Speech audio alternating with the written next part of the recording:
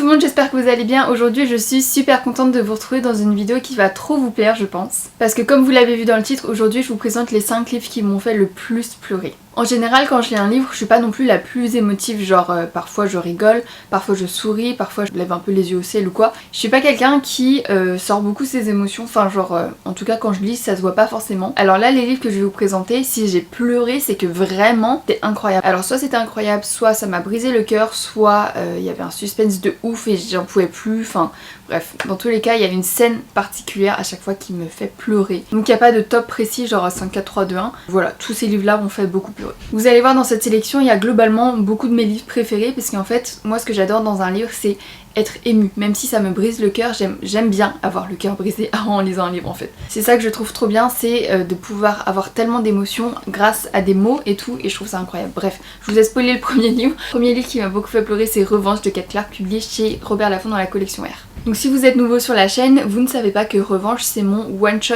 préféré de tous les temps. Je vais vous faire un résumé. Dans cette histoire on va suivre Jem qui est amoureuse de son meilleur ami Kai, mais Kai lui il est gay. Un jour il y a une vidéo de Kai avec un autre garçon qui a été publiée sur internet et du coup qui fait le tour des réseaux etc. Et du coup Kai il ne l'a pas supporté et il s'est suicidé. Et du coup Jem elle est complètement dévastée et elle va décider de le venger quitte à les faire payer un par un. Donc voilà, c'est vraiment un livre qui m'a bouleversée, je l'ai lu il y a quelques années et j'aimerais trop le relire. Il y a vraiment des trucs que parfois Jem elle fait, on se dit mais t'abuses un peu. Elle est complètement révoltée contre les personnes qui ont fait ça contre son meilleur ami dont elle était amoureuse du coup. Et du coup c'est vrai que parfois elle va un peu loin mais je pense qu'elle a juste plus du tout la mesure de ce qu'elle fait. En fait elle est tellement dans la vengeance que voilà. Et la fin bah là clairement c'est la fin qui m'a complètement dévastée, qui m'a bouleversée et je m'y attendais pas en fait.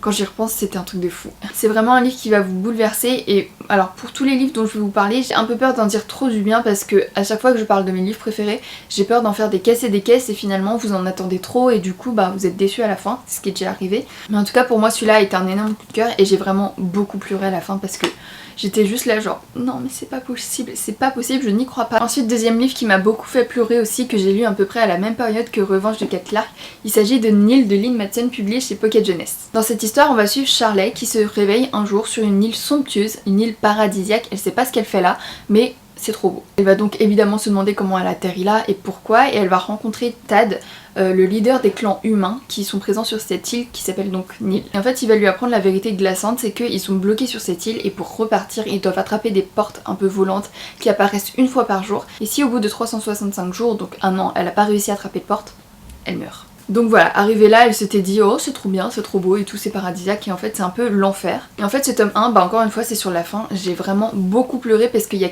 quelque chose auquel je m'attendais pas et à la fois j'ai pleuré de soulagement aussi à la fin, enfin très émouvant en fait. Moi j'ai vraiment beaucoup aimé, il y en a qui trouvaient que c'était peut-être un peu trop porté sur la romance mais je vous ai pas dit mais c'est une trilogie, donc là le premier effectivement il y a plus de romance que dans les deux suivants, mais dans les deux suivants du coup on décrypte vraiment l'île et les mystères en fait de cette aventure. Et donc à la fin de ce tome 1 moi j'étais dévastée et en fait moi j'adore la romance donc j'ai adoré ce tome là et du coup j'étais dévastée et en même temps j'étais soulagée. Enfin bref, j'ai vraiment beaucoup pleuré à la fin de cette histoire et j'ai vraiment trop envie de la lire. Franchement là tous les livres dont je vais vous parler j'ai trop envie de les relire. Ensuite les livres suivants qui m'ont fait pleurer c'est une duologie en fait et je les mets ensemble parce qu'ils vont ensemble et j'ai pleuré exactement au même moment, vous allez comprendre. Il s'agit de Viens on s'aime et Aime-moi je te fuis de Morgane Moncombe, publié chez Hugo dans la collection New Romance. En fait ces livres ce sont des livres compagnons, donc dans Viens on s'aime on va suivre Violette et Loane et dans Aime-moi je te fuis on va suivre Jason et Zoé, donc ils sont tous amis quoi. Donc en fait le premier tome qui est sorti c'est Viens on s'aime et un moment, en fait c'est très émouvant, c'est de la romance mais c'est pas forcément la romance qui m'a fait pleurer, c'est genre une scène précise qui m'a fait pleurer où j'étais en larmes, j'étais genre hyper inquiète et vraiment quand je vous dis c'était pas juste les larmes aux yeux, vous voyez c'était vraiment les larmes, c'était un truc de fou. Et du coup bon bah voilà j'ai lu ce tome 1, je l'ai fini et tout mais bon j'ai adoré, ça a été un coup de cœur d'ailleurs, une de mes romances préférées. Et ensuite j'ai lu Aime-moi je te fuis qui est donc un roman compagnon comme je vous ai dit sur le point de vue d'autres amis et du coup on a les mêmes scènes, ça se passe au même moment mais d'autres points de vue. Et du coup la même scène, j'ai pleuré alors que je savais ce qui allait se passer parce que je l'ai lu dans celui-là. Mais là j'ai continué à pleurer et quand c'est arrivé j'étais angoissée et j'étais là genre mais non mais c'est pas possible alors que je le savais déjà encore une fois. C'est vraiment une scène qui m'a fait pleurer mais sur les deux livres et franchement c'est un truc de fou parce que encore une fois quand j'ai lu celui-là bah, je connaissais déjà l'histoire mais d'un autre point de vue. Je me répète mais vraiment c'est ouf, j'ai vraiment trop pleuré et vraiment j'étais genre au bout de ma life quoi. Je me suis dit non c'est bon je vais pas pleurer, je connais déjà l'histoire. C'est tellement bien écrit que vraiment j'ai adoré et je vous ai même pas raconté l'histoire mais en gros c'est de la romance quoi. Ça commence sur le soir de réveillon où Loane et Violette se connaissent pas. Ils se retrouvent coincés dans le même ascenseur le jour du réveillon. Sauf que voilà, le garçon donc Loane il est déjà en couple avec une fille dont il est follement amoureux. Sauf que voilà, ils vont devenir amis et petit à petit... voilà, je vous conseille vraiment les livres de Morgane Moncombe, dans tous les cas ils sont géniaux mais ceux-là c'est les premiers mais ça reste mes préférés pour l'instant. Même si j'ai pas encore tout lu. Alors là, une autre duologie qui m'a fait pleurer comme jamais, enfin genre là, Vie en Sème c'était genre des larmes, mais là c'était des torrents, vraiment j'étais au bout de ma life. C'est Ashes Falling for the Sky de Nin Gorman et Mathieu Guibé, donc le tome 1 et 2. Alors j'ai pas trop pleuré sur le tome 1, c'était très émouvant, j'étais un peu au bout de ma life, mais c'est le tome 2. Tome 2 c'est pas possible les gars, Nin, Mathieu, enfin s'il vous plaît. Je dis ça mais en vrai, encore une fois, moi j'adore quand les fins me brisent le cœur et à la fois ça me brise le cœur mais à la fois je sais que j'ai apprécié ma lecture quoi. Donc voilà. Pour vous faire un résumé très rapide, ici on va suivre Sky qui va rentrer à l'université, qui est prête à laisser ses démons derrière elle, elle veut vraiment tout reprendre à zéro. Et donc elle jette son dévolu sur Ash, le bad boy par excellence, alors que sa colocataire lui fait quand même quelques avertissements par rapport à ce garçon, mais elle s'en fout, elle y va quand même. Et je vous en dis pas plus. Voilà, le tome 2 m'a complètement dévastée. J'étais au bord de ma life. Je crois que je l'ai lu en à peine 24 heures, il me semble que c'était pour un challenge genre 7 livres 7 jours. Donc vraiment je l'ai dévoré et à la fin j'étais pas bien. Genre j'étais vraiment pas bien. Et là quand je vous dis, je pense que honnêtement je pense que c'est le livre vraiment devant lequel j'ai le plus pleuré. Pour vous donner un peu une idée par rapport aux autres. Là vraiment c'est... j'ai pas les mots quoi. T'es vraiment brisé quand tu lis ces livres. En fait, tu prends une feuille de papier, tu l'arraches dans tous les sens et tu fais ça, et ça c'est ton cœur, tu vois. Ça c'est horrible. Donc voilà, si vous avez toujours pas lu Ashes Falling for the Sky, qu'attendez-vous?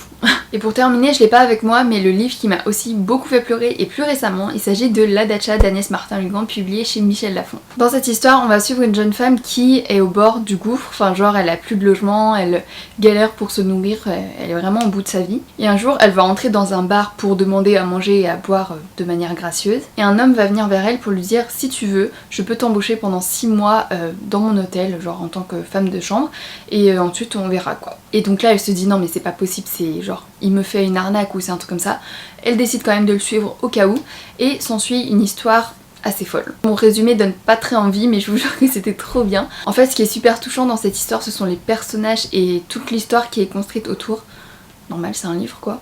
Mais alors en fait c'était tellement touchant que clairement au bout de 30 pages j'avais déjà pleuré, vraiment.